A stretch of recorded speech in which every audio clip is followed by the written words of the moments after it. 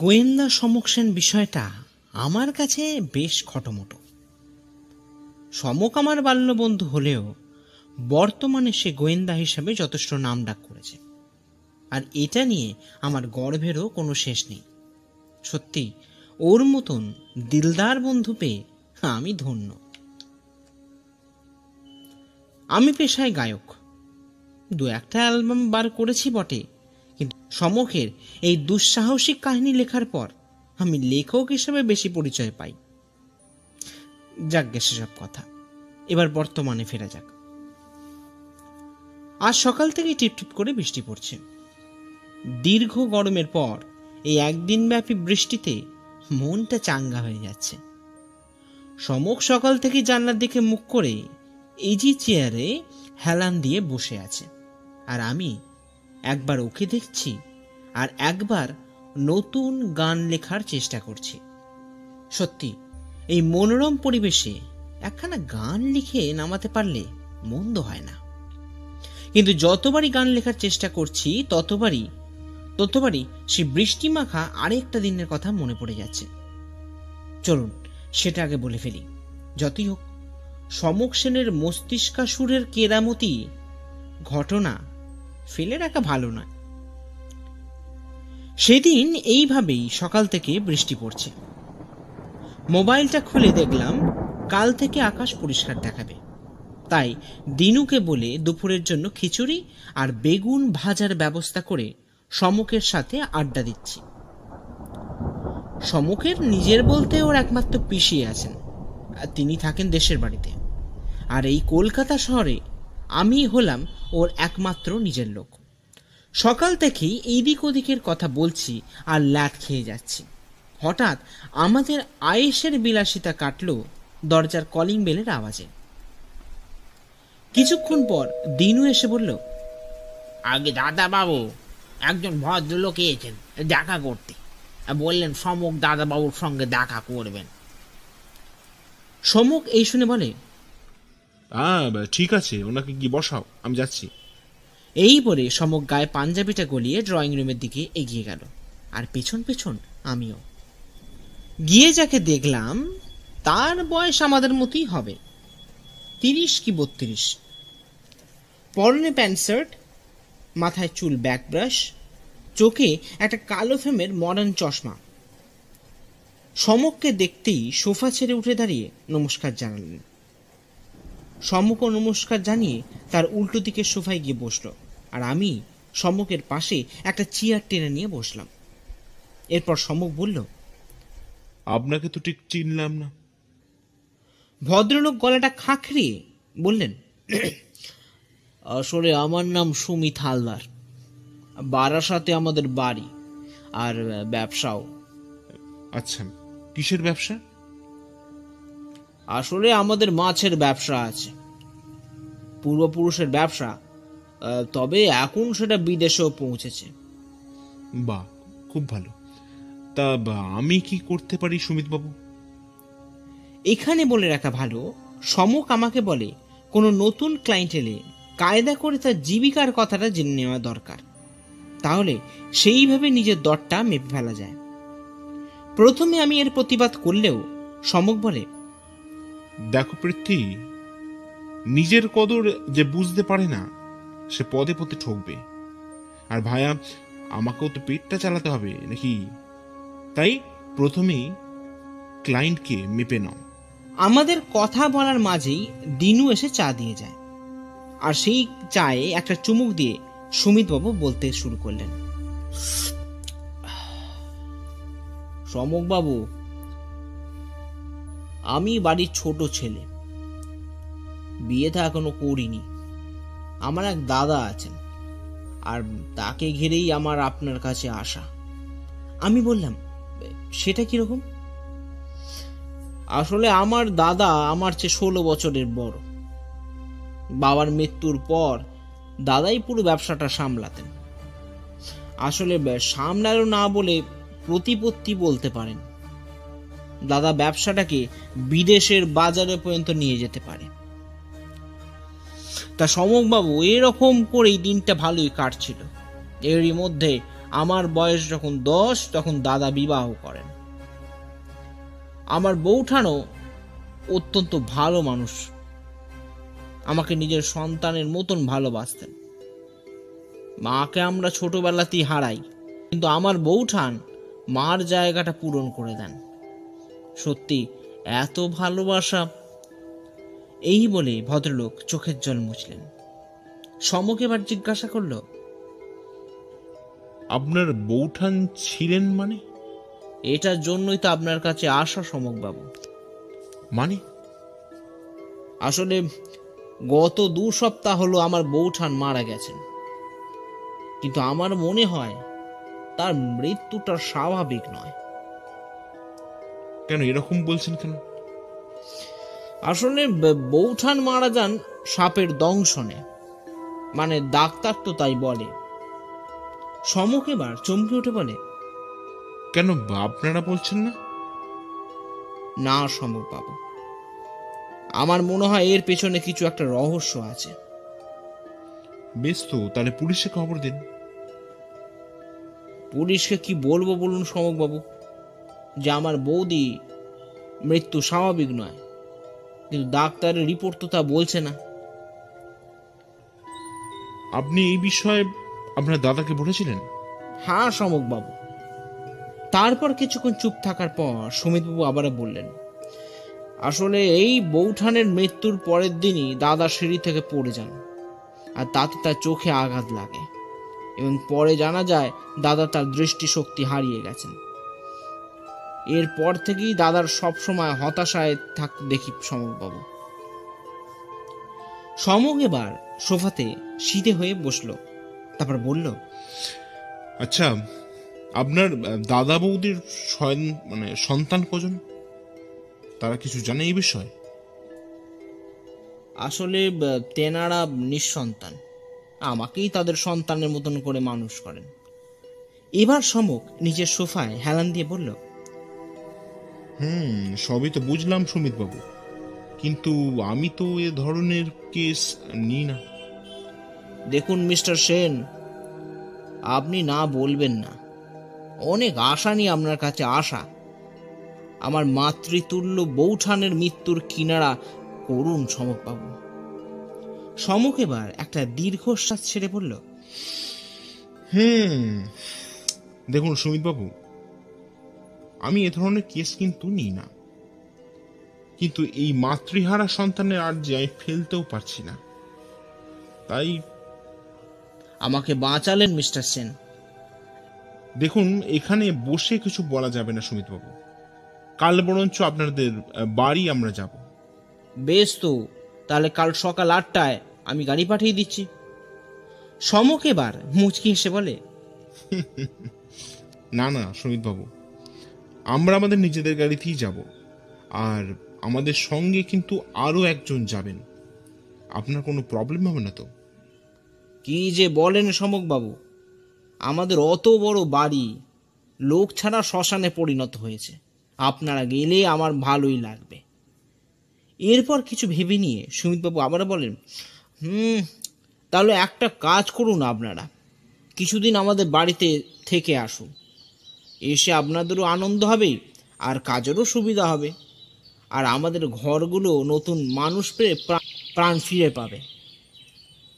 সমক একটু ভেবে বলে, বেশ, তাহলে ওই কথাই রইল।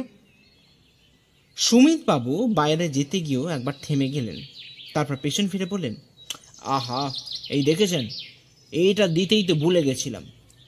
এই বলে পকেট থেকে একটা সাদা খাম বার করে সম্মুখের হাতে দিলেন, তারপর বললেন, মিস্টার সেন, এটা আপাতত আপনি রাখুন, কাজ শেষ হলে বাকিটা আপনার ব্যাংক অ্যাকাউন্টে পাঠিয়ে দেবো।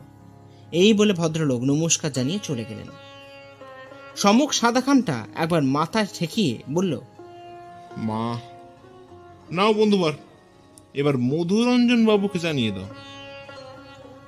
মধুরঞ্জন ওরফে মধু হলো আমাদের বাল্য বন্ধু। পেশায় জ্যোতিষ, তবে জ্যোতিষী কম, পাথর বেচাতে তার জুড়ি মেলা ভার। সমক মাঝে মাঝে বলে, সত্যি তোর মতন সেলসম্যান কি করে যে জ্যোতিষ হয়ে গেলি কে জানে। সকাল 7:25। আমাদের বাড়ির সামনে রাস্তা থেকে ক্রমাগত গাড়ির হর্ন দিয়ে চলেছেন মধুবাবু। আমরা তার গাড়ির কাছে আসতেই সে পেছনের সিটের জানলা থেকে মুখ বাড়িয়ে বলল, কিরি তোদের এত আসতে লেট? মানে তোরা না গোয়েন্দা?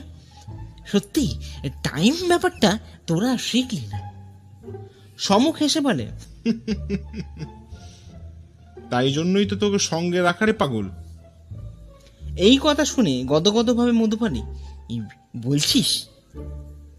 আলবাত, তোকে ছাড়া আমরা অন্ধরে।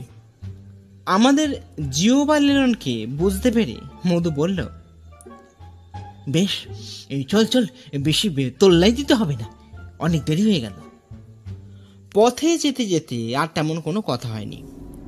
পেছনের সিটে আমি আর মধু বসি, আর সামনের সিটে সমক আর মধুর ড্রাইভার কেষ্টদা।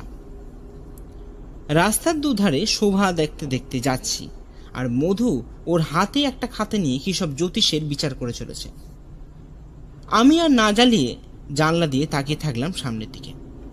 সমককে দেখলাম সামনে রাস্তার দিকে তাকিয়ে থাকলেও ওর চোখ দুটো অন্য কিছু খুঁজে চলেছে, সামথিং এলস। আমরা যখন বারাসাতে হালদার বাড়ির সামনে পৌঁছালাম তখন ঘড়িতে 10টা বেজে গেছে। রাস্তার জ্যাম কাটিয়ে আসতে আমাদের একটু দেরি হয়ে গেল। গাড়ি বারান্দায় গাড়ি থামতে মধু নেবে যেটা করলো, তার জন্য আমি বা সম কেউ প্রস্তুত ছিলাম না। মধু গাড়ি থেকে নেমে হালদার বাড়ির সৌন্দর্য দেখে বলে উঠল, ওরে পাস! এবার আপনারা ভাববেন এতে অস্বাভাবিক কি আছে। আসলে মধু এতটা জোরে বলে যে আমাদের জন্য দাঁড়িয়ে থাকা সুমিতবাবু অবধি সামান্য মুচকি হাসেন। তবে একটা কথা বলতেই হয়, এরকম বাড়ি এর আগে আমরা দেখিনি। বাড়ির গেট দিয়ে ঢোকার পর বিস্তৃত বাগান, তারপর দোতলা বাড়ি। আর সুমিতবাবুর মুখে শুনলাম পেছনে একটা নাকি পুকুরও আছে। সত্যি জমে যাবে। সমক এগিয়ে গিয়ে সুমিতবাবুর সঙ্গে আলাপ করায় মধুর সঙ্গে। মধু জ্যোতিষ জানলে তিনি বলেন, বাহ, ভালোই হলো, আমাদের একটা নতুন ব্যবসা চালু করার কথা ভাবছি। এবার মধুরঞ্জন বাবু যদি হ্যাঁ বলেন তাহলে এগোনো যায়। এটা শোনার পর মধু বলে, হ্যাঁ, আমি তো সাহায্য করার জন্যই আছি সুমিতবাবু, তবে এই পারিশ্রমিকটা সমকবাবুর সাথে জুড়ে দেবেন না কিন্তু। এটা শোনার পর সুমিতবাবু হো হো করে হাসতে থাকেন, কিন্তু আমি আর সমক একে অপরের দিকে তাকিয়ে থাকি। এরপর সমকের এক রামচিমটি খেয়ে মধু ঝিমিয়ে পড়ে। তারপর আমরা চলে আসি সুমিতবাবুর কাজের ঘরে। এই ঘরে তেমন কোনো জিনিস নেই, একটা টেবিল, তাতে ফাইলের পাহাড় আর কিছুটা বসার জায়গা। আমরা তিনজন একটা সোফায় গিয়ে বসি, আর সুমিতবাবু তার কাজের চেয়ারে গিয়ে বসেন। বেয়ারা এসে চা দিয়ে যাওয়ার পর সমক চায়ে চুমুক দিয়ে বলে, আচ্ছা সুমিতবাবু, আপনারা এই বাড়িতে মোট কজন থাকেন? ওই তো আমি, দাদা, চাকর বাকর সব মিলিয়ে ওই ধরুন না আমরা 6 জন মতন। আচ্ছা, সবাই কি বিশ্বস্ত? আগে হ্যাঁ সমকবাবু। বেশ। আচ্ছা, আপনার বৌদির কি নাম ছিল যদি বলেন আর কি? রত্না হালদার। কেন বলুন তো সমকবাবু? আমি অবাক হয়ে বললাম, রত্না হালদার মানে বিখ্যাত কাব্যিক রত্না হালদার? সুমিতবাবু মুচকি হেসে বললেন, পৃথ্বীজিৎ বাবু, উনি কবিতা লিখতেন। সমক এবার আমার দিকে ফিরে প্রশ্ন করলো, তুমি চিনতে নাকি বৃত্তি? আরে হ্যাঁ, আরে আমি তোকেও ওনার লেখা পড়ে শুনিয়েছি, মনে নেই? অভিযাত্রী। সমক কিছুক্ষণ ভেবে বলে, আরে হ্যাঁ হ্যাঁ, তাই তো, আমিও তো শুনেছিলাম। তাহলে তো অত বড় লেখিকার মৃত্যু রহস্য উদ্ঘাটন করতেই হচ্ছে। মানে উনি কি কোনো জ্যোতিষ দেখাননি? তাহলে এত বড় বিপদ। বলে উঠল বিখ্যাত জ্যোতিষবিদ মধুরঞ্জন সোম। আগে হ্যাঁ, দেখিয়েছিলেন। তারা বলেছিলেন একটা বিপদ আছে। আর আর কি? বলে উঠল সমক।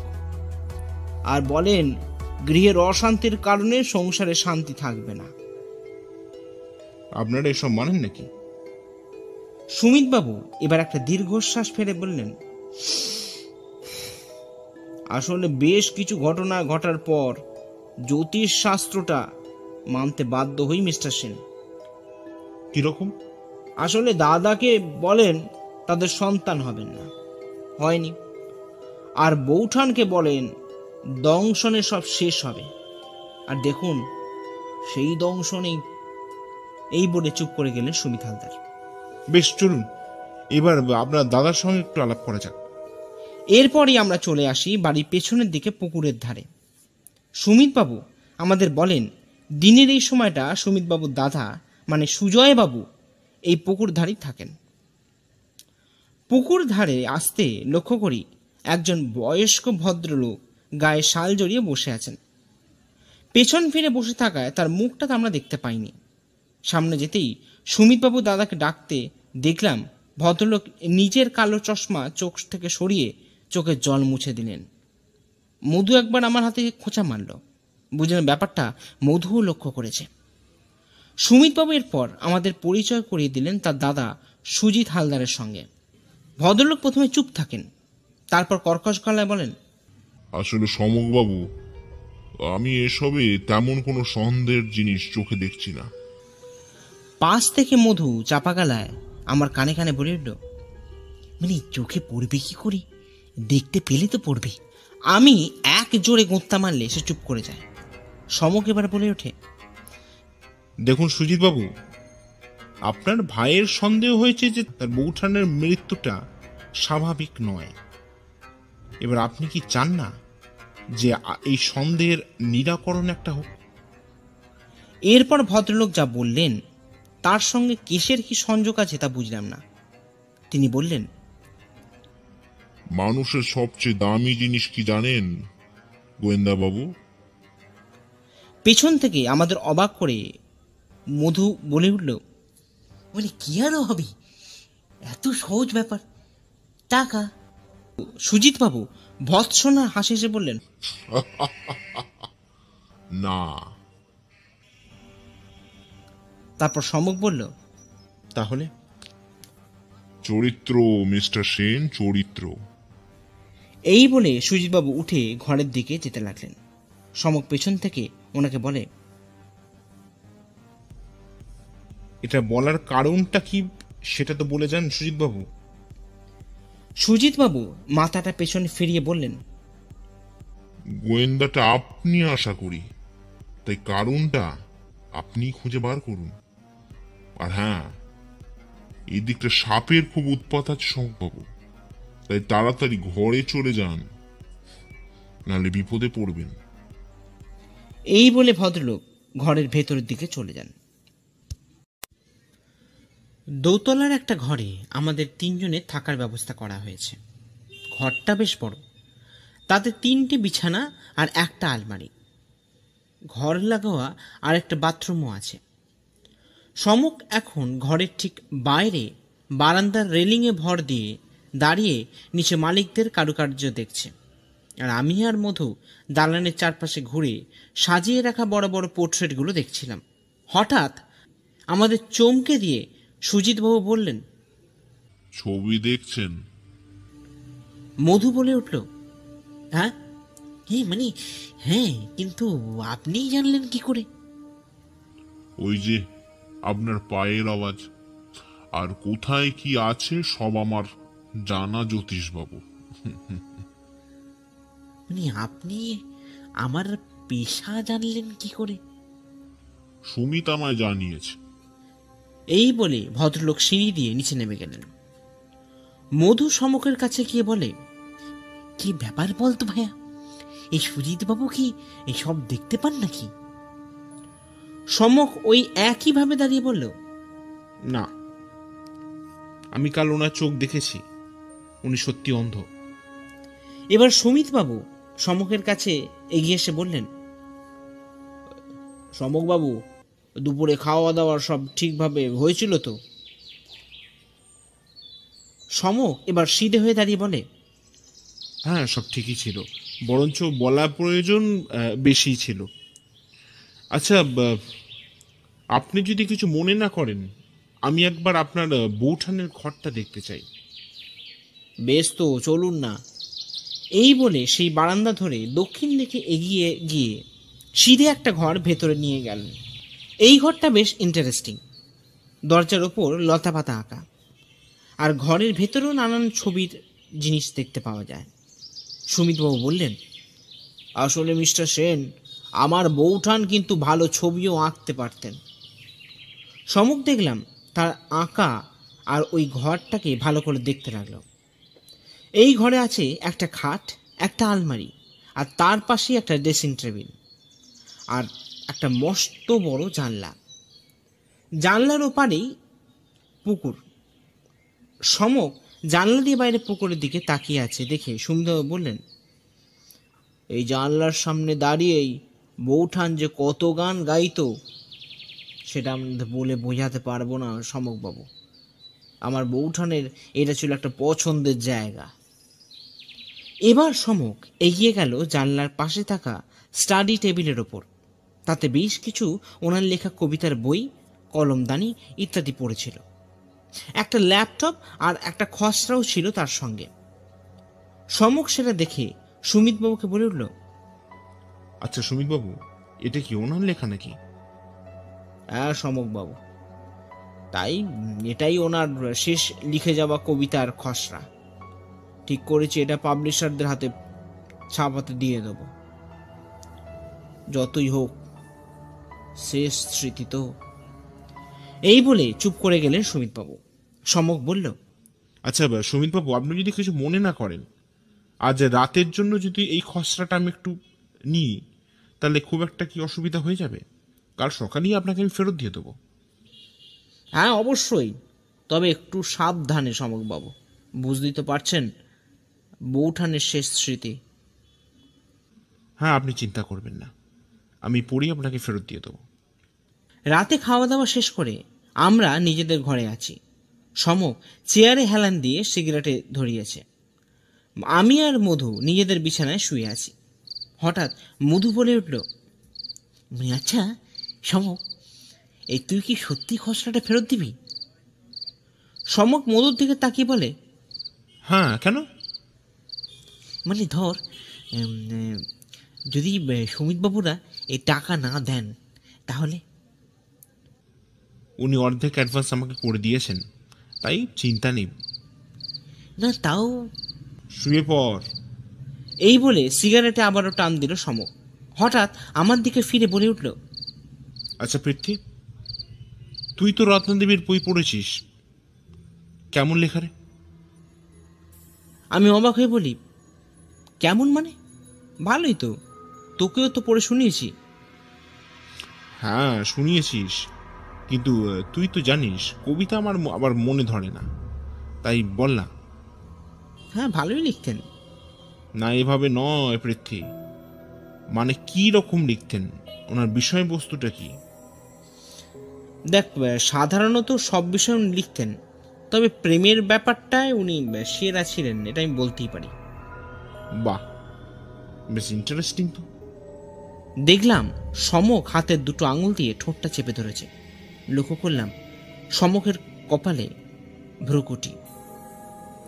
তারপর চেয়ার ছেড়ে খসড়াটা হাতে নিয়ে বলল, বেশ তোরা শুয়ে পড়, আমি এটা আজ রাত্রে শেষ করব, তারপর ঘুমোতে যাব। এই বলে ঘরের আলো বন্ধ করে স্টাডি টেবিলে আলো জেলে খসড়াটা পড়তে আরম্ভ করলো সমক। অগত্যা আমি আর মধু যে যার বিছানায় শুয়ে পড়লাম। সকালে ঘুম ভাঙলো মধুর ডাকে, এই পৃথ্বী, এই পৃথ্বী, দেখ সমক কি করছে। আমি ধর্মড়িয়ে বিছানা ছেড়ে উঠলাম। তারপর মধু আমায় সিঁড়ে নিয়ে গেল পুকুর ধারে। গিয়ে দেখি সুমিতবাবু আর দুজন কর্মচারী দাঁড়িয়ে আছেন। আমি যেতেই বললেন, সমকবাবু, কি পাগলামি করছেন বলুন তো? উঠে আসুন, উঠে আসুন। আমি দেখছি সমক একবার জলে ডুব মারছে আর একবার নিঃশ্বাস নিতে উঠছে। আমার মাথা আর কাজ করছে না। প্রায় আধ ঘন্টা হয়ে গেছে, কিন্তু সমক এ কিভাবে ডুব দিচ্ছে আর উঠছে, আর কেনই বা এসব করছে? আমরা আমরা মানে আমি, মধু, সুমিত বাবু আর তাদের বাড়ির 2 চাকর হাঁ করে তাকিয়ে আছে সমকের দিকে। তবে একটা জিনিস আমি খুব ভালো বুঝতে পারছি যে সমক অকারণে কোনো কাজ করে না, তাই ধৈর্য ধরে অপেক্ষা করাই ভালো।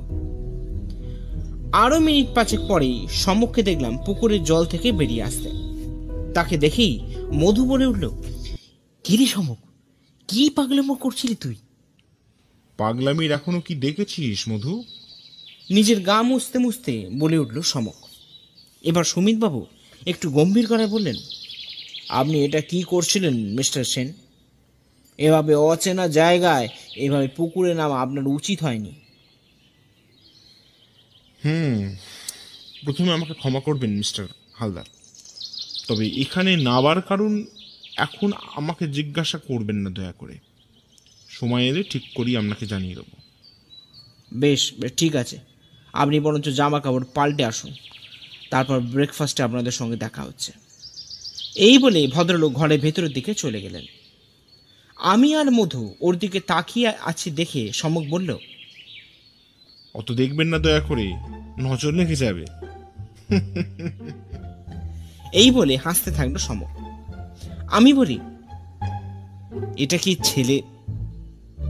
আমার কথা থামিয়ে সমক বলে উঠল, না, এখন নয় পৃথ্বী।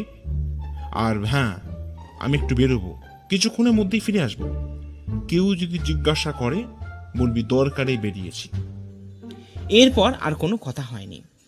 সমকের রেডি হয়ে যাবার পর আমরা চলে আসি ব্রেকফাস্ট খেতে। সেখানে খেতে খেতে সমক বলে ওঠে, আচ্ছা সুমিত বাবু, আপনার দাদাকে তো দেখছি না। হ্যাঁ, আসলে দাদা এখানে খেতে আসেন না, নিজের ঘরে বসেই খান। আর বুঝতেই তো পারছেন দাদার শারীরিক অবস্থাটাও। হ্যাঁ, তা তো ঠিক। আচ্ছা, আপনার বৌদির লেখা আপনি পড়তেন? কি বলছেন সমক বাবু? বৌঠানের লেখা হয়ে গেলেই সে আগে আমাকে পড়ে শোনাতো, কিন্তু এই কথা কেন জিজ্ঞাসা করছেন? না, এমনি। আপনার দাদা পড়তেন নাকি? দেখুন, দাদা চিরকালই কর্মব্যস্ত মানুষ, কাজ ছাড়া অন্য কিছু দিকেই ওর কোনোদিনই খেয়াল থাকে না। তবে একান্তে পড়তেন কিনা সেটা তো বলতে পারবো না সমকবাবু। এবার সমক আমাদের অবাক করে বলে উঠল, আচ্ছা সুমিত বাবু, রত্না দেবী কি ইনসুলিন নিতেন? আপনি জানলেন কি করে মিস্টার সেন? না, সেরকম কিছু নয়। আসলে রত্না দেবী স্টাডি টেবিলের পাশে থাকা ওয়েস্ট ডাস্টবিনে ইনসুলিনের প্যাকেট দেখতে পাই, তাই। হ্যাঁ, আপনি ঠিকই ধরেছেন সমকবাবু, বৌঠানে ব্লাড সুগার ছিল। বেশ। এরপর আর কোনো কথা হয়নি। সমক খাওয়া দাওয়া শেষ করে বেরিয়ে পড়ে। অগত্যা আমি আর মধু বাড়িটা ঘুরে দেখতে থাকি। বাড়ির সামনে বাগানে আমি আর মধু একটু হাঁটাহাঁটি করতে থাকি। হঠাৎ মধু আমায় বলে, মানে আচ্ছা পৃথ্বী, তোর আজকের ঘটনাগুলো কিরকম অদ্ভুত লাগছে না? আমি বললাম, কিরকম বলতো? না, ওই একটা। এবার আমি মধুর মুখে হাতটা চাপা দিলাম।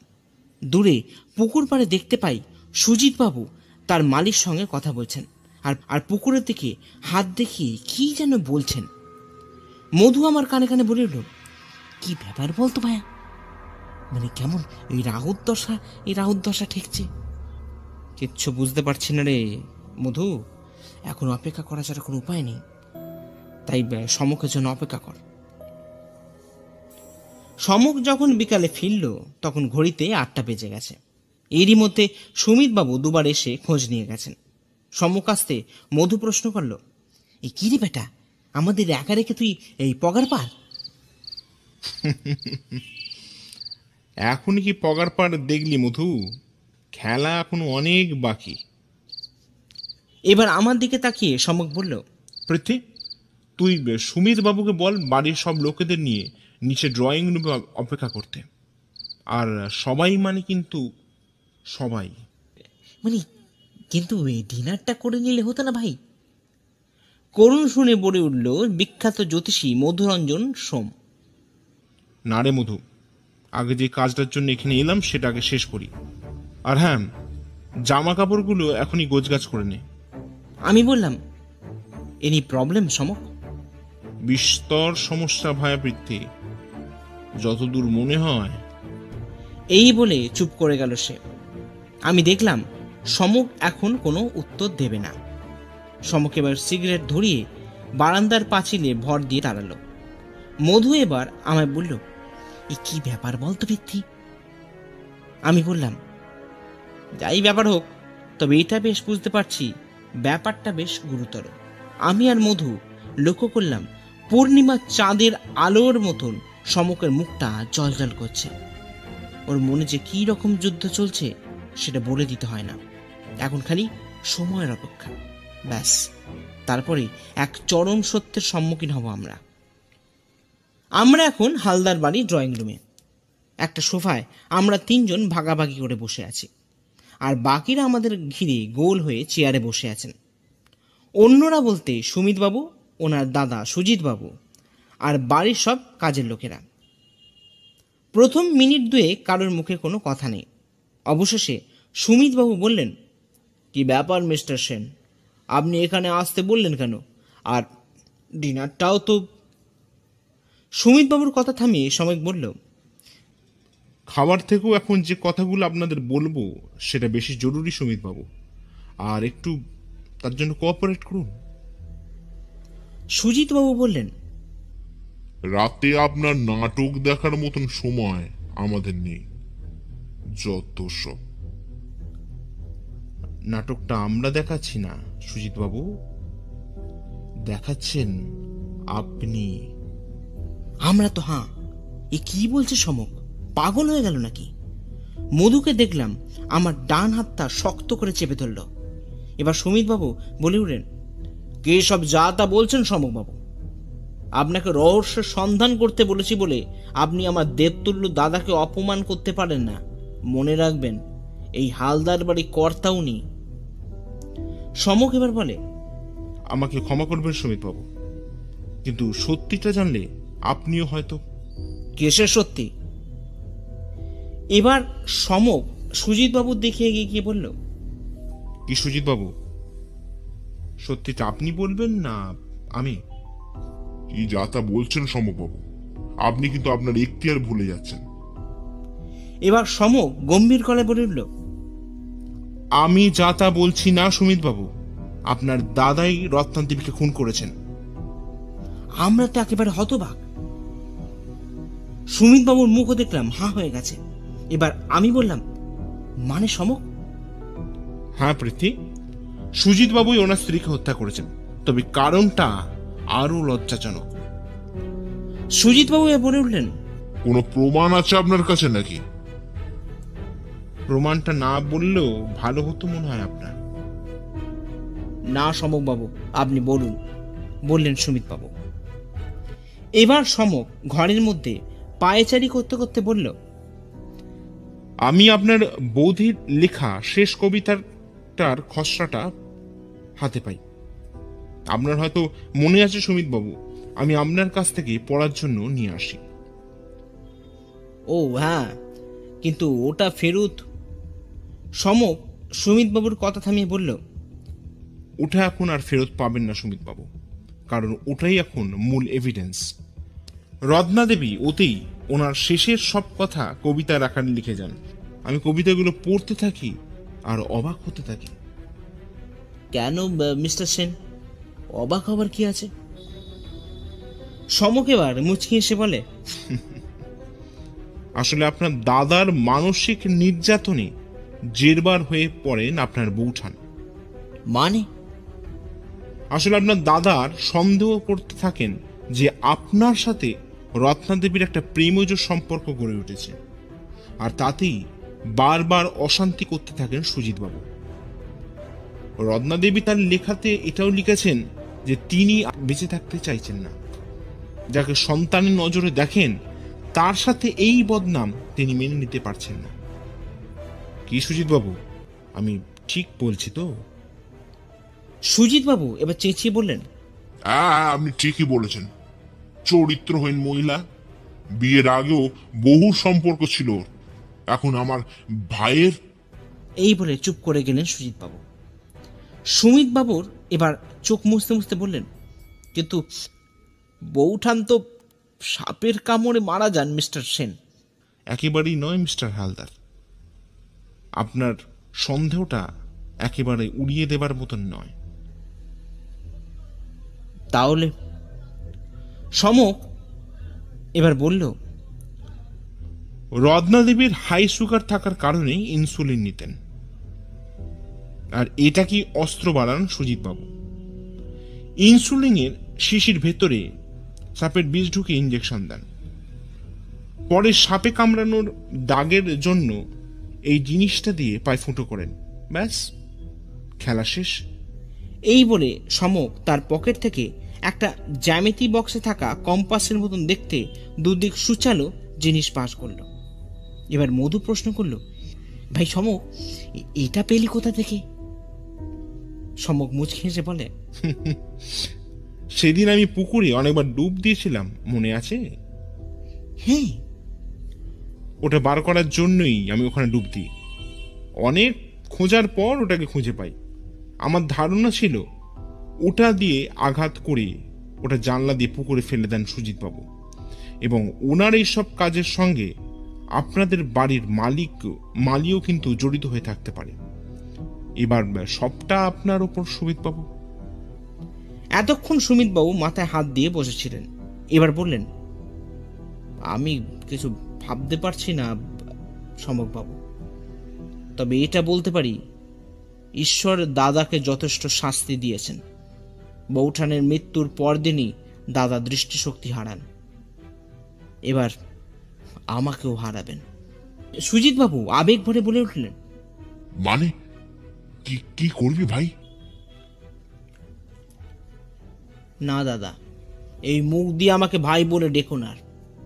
তুমি আমার বৌঠানকে মারোনি, মেরেছ আমার মাকে, আর তার জন্যই আমি এ বাড়ি ছেড়ে চলে যাব। তুমি থাকো তোমার এই বাড়ি নিয়ে, আমি তোমাকে পুলিশও দেব না। তিলে তিলে নিজের পাপের দংশনে শেষ হবে তুমি। সমক এবার বলল, দেখুন, এই বিষয়ে হয়তো আমাদের কিছু বলা উচিত নয়, কিন্তু না বলে থাকতে পারছি না মিস্টার হালদার। আপনার দাদা যথেষ্ট শাস্তি পেয়েছেন, অন্তরের দংশনে উনি মর্মাহত, তাই আপনি ওনার সঙ্গেই থাকুন।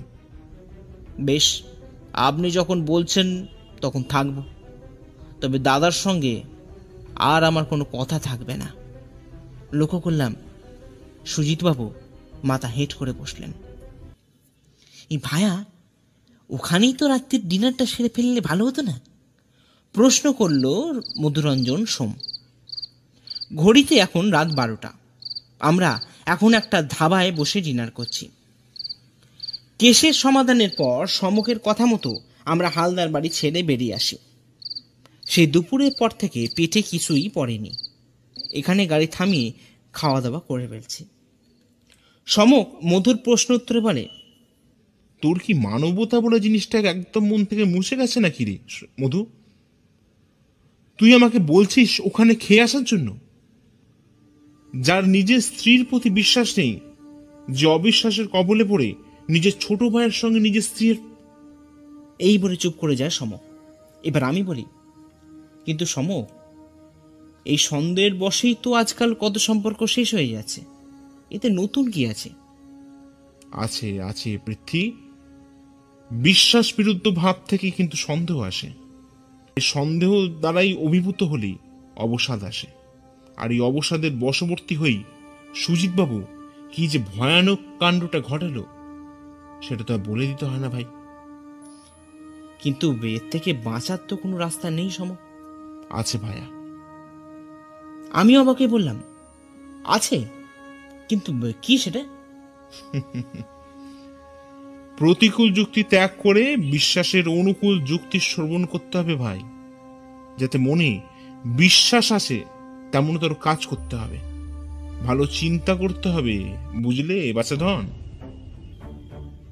মানে এই তোর বাতেলা রাখতো, সুযোগ পেলেই আমাদের জ্ঞান দেওয়ার অভ্যেসটা তোর আর এই যাবে না দেখছি। এই সব তোর ওই গ্রহের ফল। সমকের দিকে হাত তুলে বলে উঠল মধু। আমি বললাম, আহ থাম না মধু, সমক তো ভালো কথাই বলেছে। আর দেখ না আজকের ঘটনা, মানে সুজিত বাবুর বিশ্বাসের অভাবে কি অঘটনটা ঘটে গেল। মধু এবার শান্ত গলায় বলল, হ্যাঁ ভাইয়া, তবে এ তো এত শত কথা আমি না মানলেও একটা কথা আমি মানি ভাই। সমক বলল, কি? মধু চেয়ার ছেড়ে দাঁড়িয়ে হাত দুটো ছড়িয়ে বলে উঠল, এই সারি জাহাজে আচ্ছা সমস্যা না মারা।